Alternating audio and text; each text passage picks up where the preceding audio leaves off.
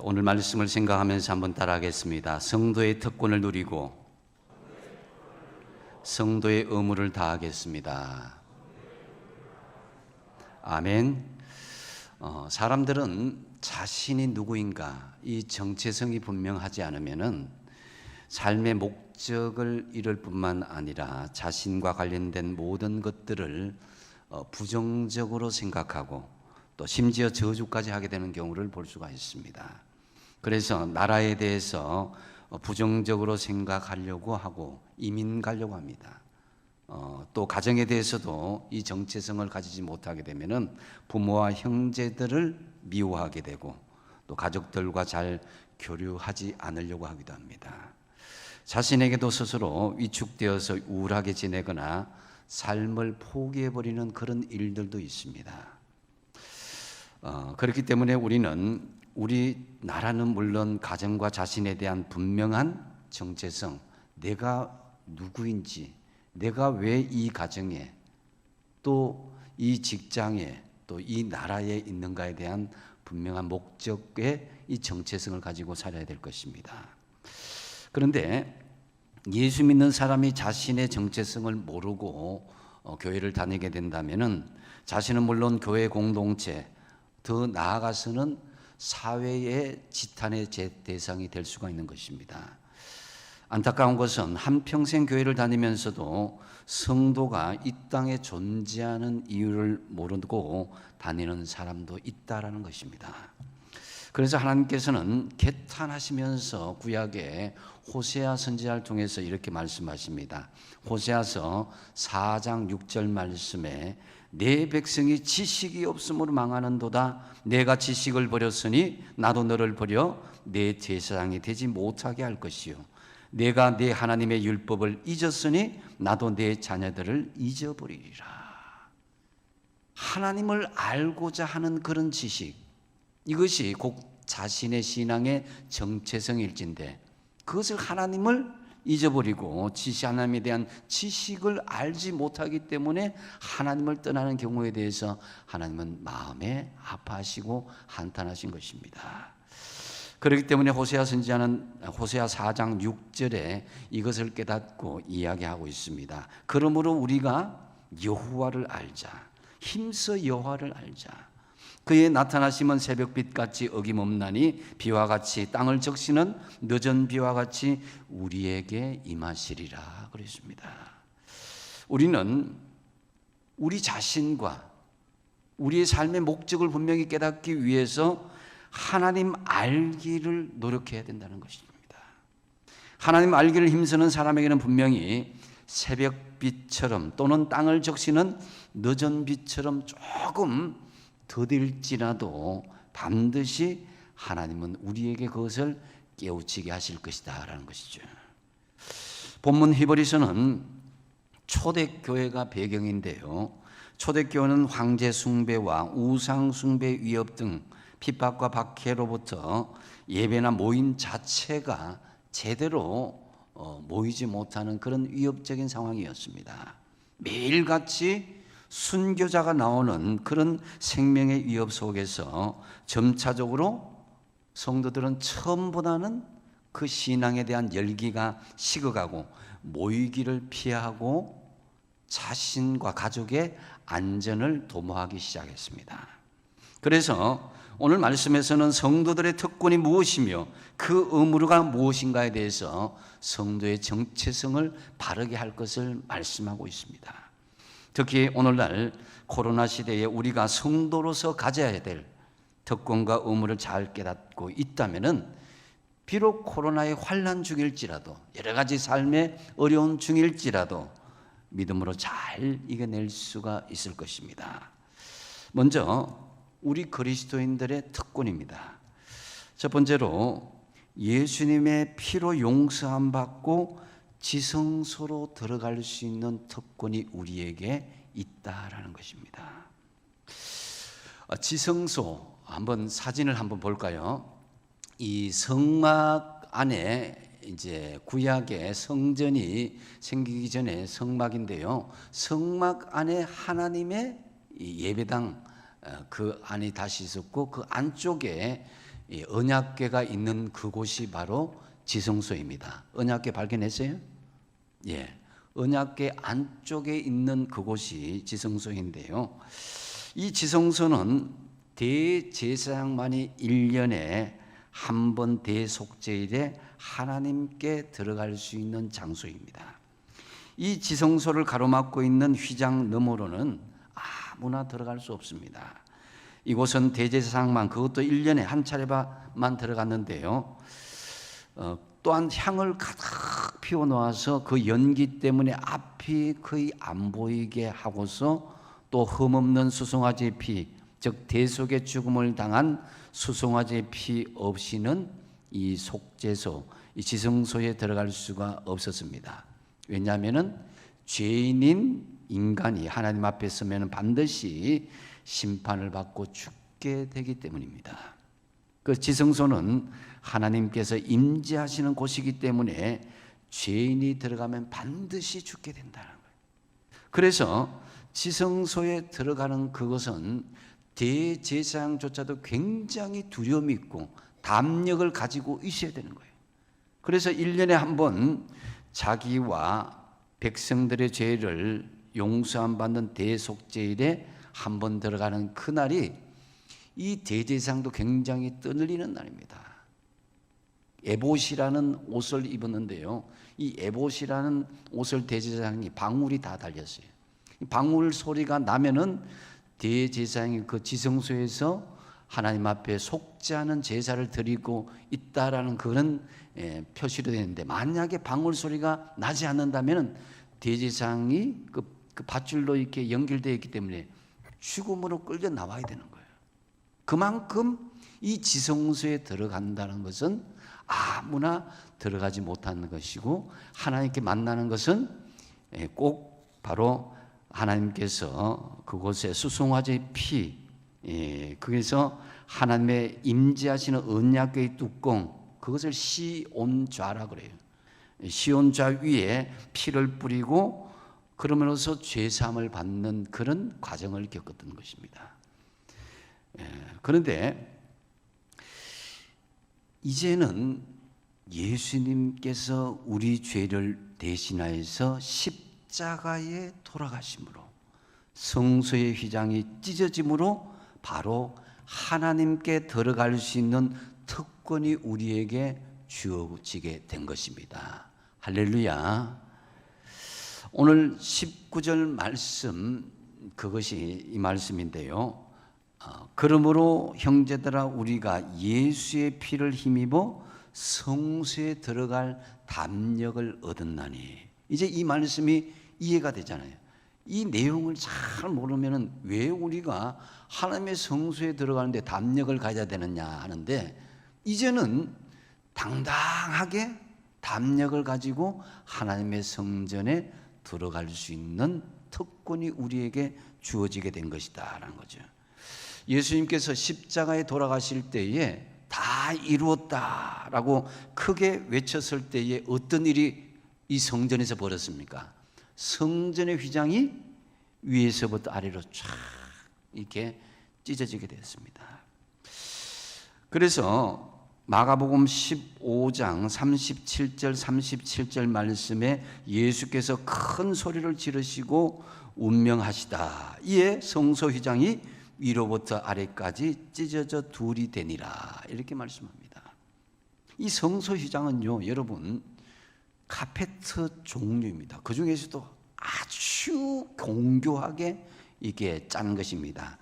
청색, 자색, 홍색 실, 고운 배실로 이 공교하게 짠 그런 카페트와 같은 종류입니다.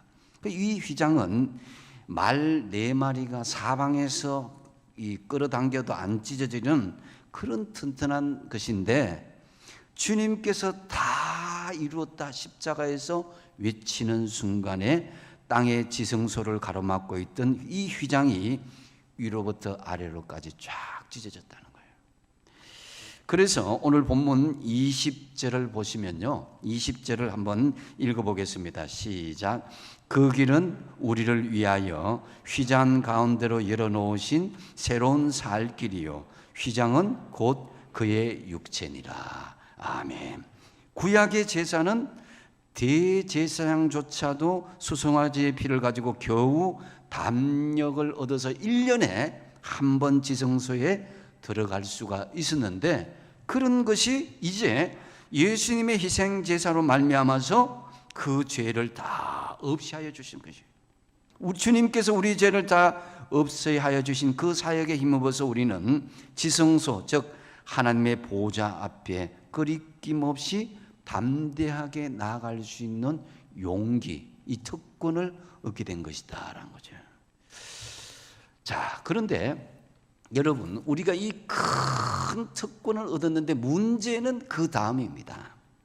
특권이 주어지면은 그 특권을 사용할 수 있어야 되는데, 성도들이 특권을 가지고 있으면서도 잘 깨닫지도 못하고 그 특권을 사용하지도 않는다는 거예요. 지금은 여러분 자격증 시대라고 그럽니다. 그래서 자격증을 많이 가질수록 능력이 있고 스펙이 있는 사람이다, 이렇게 이야기하죠.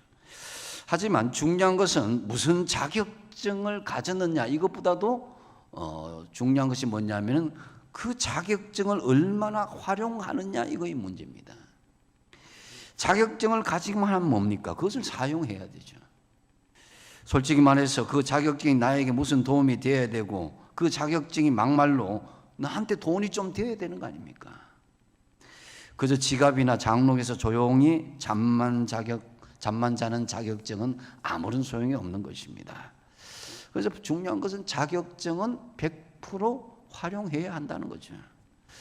그 자격증 따려고 고생 많이 했는데 그 활용하지 못하면 오히려 무용지물이 되고 마는 것입니다.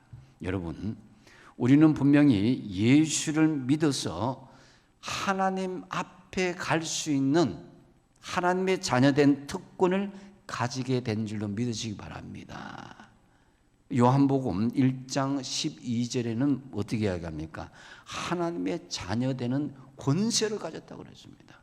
삼성이나 현대 가문의 자녀들의 특권보다도, 대통령의 특권보다도 더 큰 권세가 하나님의 자녀된 권세가 아니겠습니까? 그렇다면 이제 우리는 하나님의 도움을 받을 수 있는 특권과 권세를 가지게 됐다는 거예요. 하나님께서 자녀된 우리에게 약속하신 것은 실로 엄청난 것입니다. 이 세상에 주신 축복은 아무것도 아니에요. 하늘의 큰 축복까지도 보장된 하나님의 특권을 가진 하나님의 자녀라는 거예요. 그렇기 때문에 여러분, 무엇보다도 예수님의 피로 용서함 받고 지성소로 들어갈 수 있다. 하나님을 만날 수 있는 특권이 우리에게 있다는 거예요. 이런 하나님의 자녀된 권세, 특권을 잘 활용하시기 바랍니다.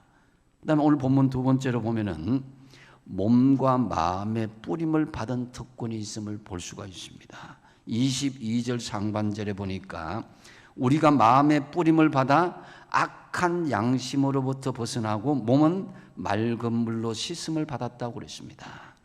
성소에서 드려지는 제물의 피는 마음과 몸을 깨끗하게 하는 정결 의식과 같습니다. 이것이 바로 예수 그리스도의 죄사함의 피로 인한 특권과도 같은 것입니다. 우리는 성막의 제사로는 완전하게 속죄 제사가 될 수가 없었기 때문에 예수님의 제사함의 피로 우리에게 깨끗함과 정결함을 받은 특권을 가졌다는 것입니다. 여러분, 우리에게 가진 이 제사함의 특권, 이것을 가지고 있음에도 불구하고 어떤 분들은 여전히 과거에 지은 죄 때문에, 자기의 어떤 핸디캡 때문에 숨기고 막 다른 사람들에게 담대하게 나가지 못하는 그런 두려움으로 살아가는 사람들이 있습니다.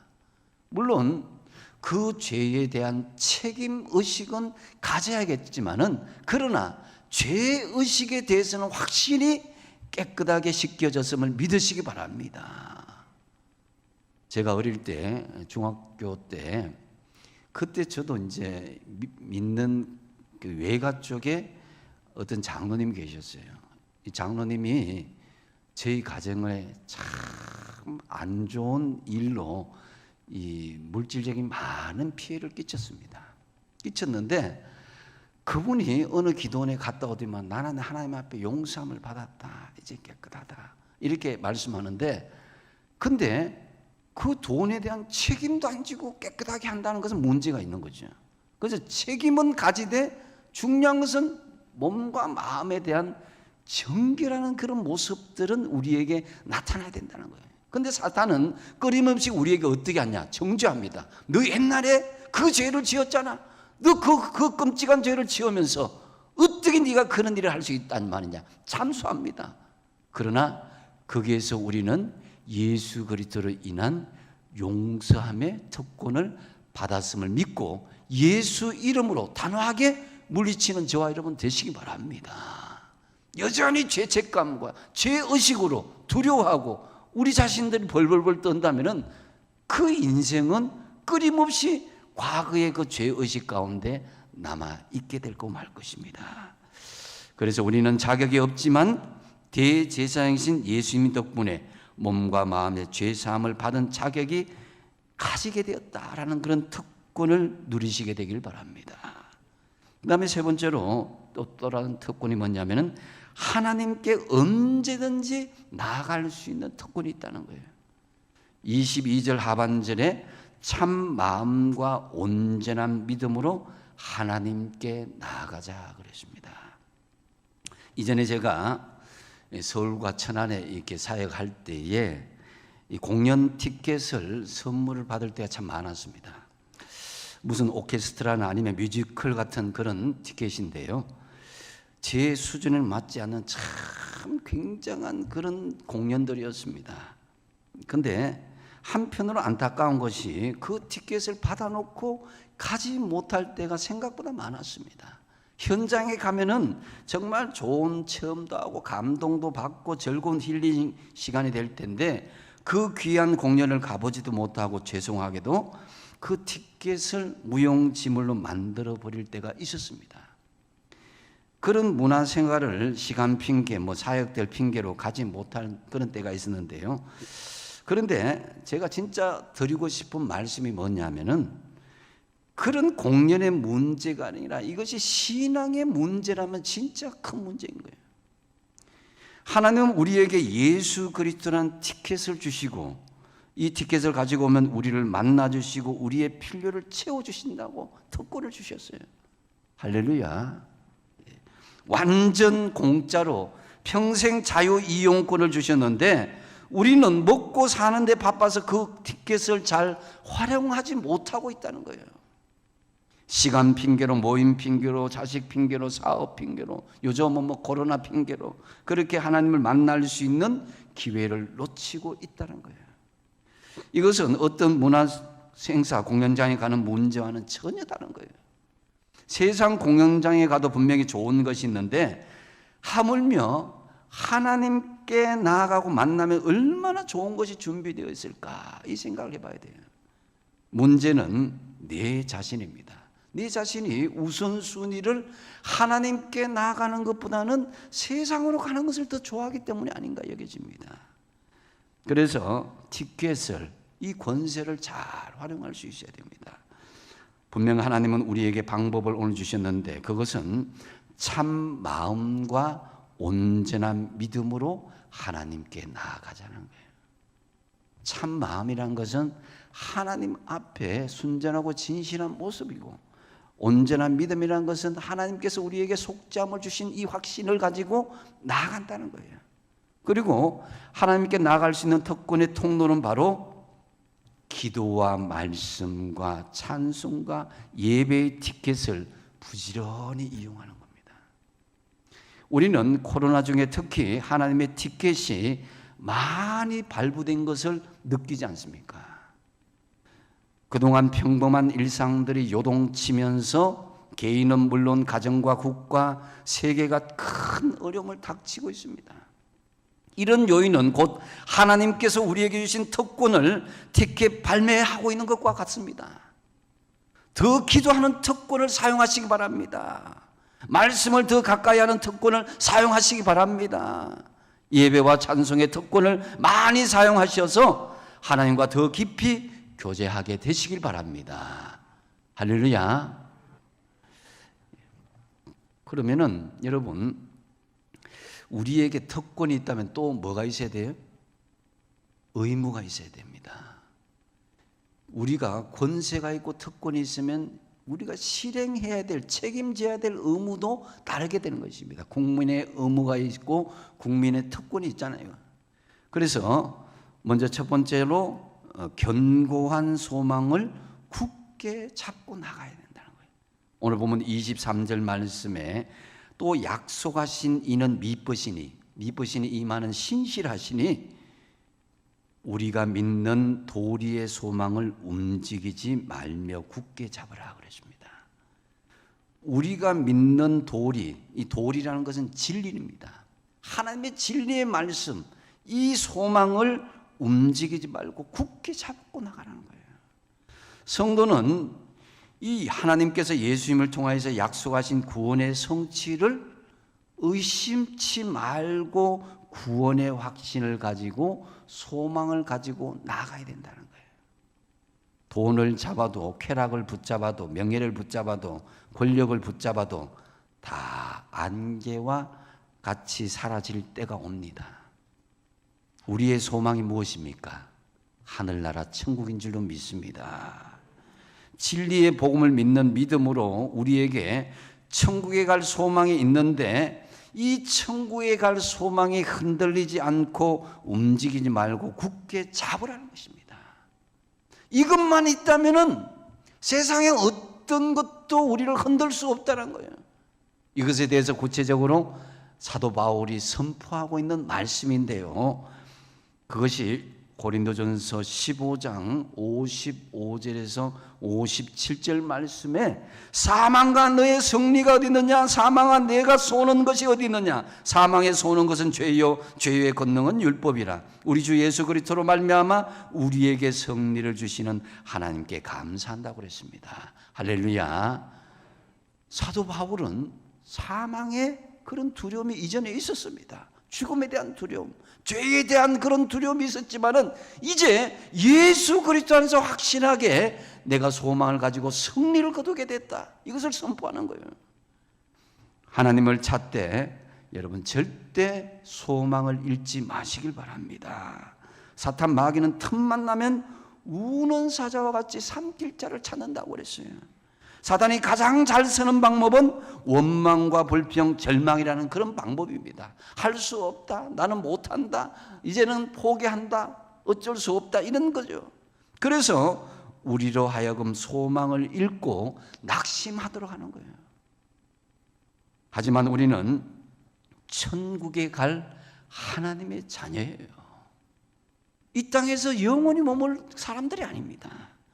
내가 과연 천국에 갈까 못 갈까 그런 갈팡질팡하는 존재도 아닙니다. 천국에 소망을 둔 사람들은 이 땅에서 어떤 고난을 당하거나 수치와 모멸을 당해도 절대로 자기가 잡은 그 굳게 잡은 소망을 흔들리지 않는 거예요. 하나님을 믿고 예수님을 티켓으로 받은 여러분, 지금 눈앞에 보이는 것이 없다고, 지금 내게 환난과 어려움만 있다고 실망하거나 절망하지 말길 바랍니다. 나는 큰일이 생겼다고 여러분 실망하지 마십시오. 코로나 때문에 이제 어떻게 살아야 되나 절망하지 마십시오. 우리에게는 영원한 하나님 나라가 있는 줄로 믿고 소망으로 살아가시기 바랍니다. 그 다음에 두 번째로 보면은 서로 돌아보아서 사랑과 선행을 격려하라 이렇게 말씀합니다. 24절에 보면은 서로 돌아보아 사랑과 선행을 격려하며 라고 말씀하죠. 여러분 서로 이치하들 이렇게 신앙은 혼자 하는 게 아닙니다. 서로 돌아보며 사랑과 선행으로 격려가 되어야 건강한 신앙 공동체가 되는 거예요. 여러분 대면 예배를 못하다가 오랜만에 대면 예배를 하니까 이 신앙의 공동체가 얼마나 소중한 것을 다시금 깨닫습니다. 예? 그래서 교회라는 신앙 공동체 안에는 여러 종류의 사람이 있는데요. 각각의 개성도 있고 성격도 다 다르지만은 그러나 하나님께서는 한 몸 된 지체로서 우리를 세워주셨다는 거예요. 흩어져서는 우리가 힘을 발휘할 수가 없는 것입니다. 그래서 서로라는 이 말씀, 서로 먼저 돌아볼 수 있는 존재가 될 때 온전한 공동체가 되는 것입니다. 그러면서 사랑과 선행을 격려하라 그랬습니다. 사랑과 선행은 표면적으로 물질을 드리든지 시간을 드리든지 몸을 헌신하든지 아니면은 사랑과 선행의 본을 보여서 다른 사람들로 사랑과 선행을 하도록 격려하는 거예요. 또한 이 사랑과 선행, 이 선행에 보면은 착한 일이라고 할 수 있는데요. 이 착한 일은 이 성경적으로 보면 빌립보서 1장 6절에 너희 안에서 착한 일을 시작하신 이가 그리스도의 날까지 이루실 줄을 우리는 확신하노라. 이 말씀을 하시는데요. 그 하나님께서 말씀하시는 이 착한 일이 무엇인가? 이것은 바로 영혼을 구원하는 일이다라는 거예요. 영혼들이 죄 사함 받고 천국 가게 해주는 것, 그것이 가장 착한 일이라는 거예요. 이것을 행하고 또 이것을 행하는 사람을 격려하라는 거예요. 우리는 세상에 선한 영향력을 끼칠 수 있어야 되는데요. 하나님은 혼자 잘난 사람을 좋아하지 않습니다. 부족하더라도 더불어 함께 노력하는 사람, 하나 된 공동체를 세워가는 사람을 좋아하는 거죠. 기도도 많이 하고 성경 지식도 많고 경험도 많지만은 그 사람이 칭찬보다는 책망을 받을 때 하나님의 영광을 가리게 되는 것입니다. 코로나 시대일수록 우리가 서로 돌아보면서 사랑과 선행으로 격려하시기 바랍니다.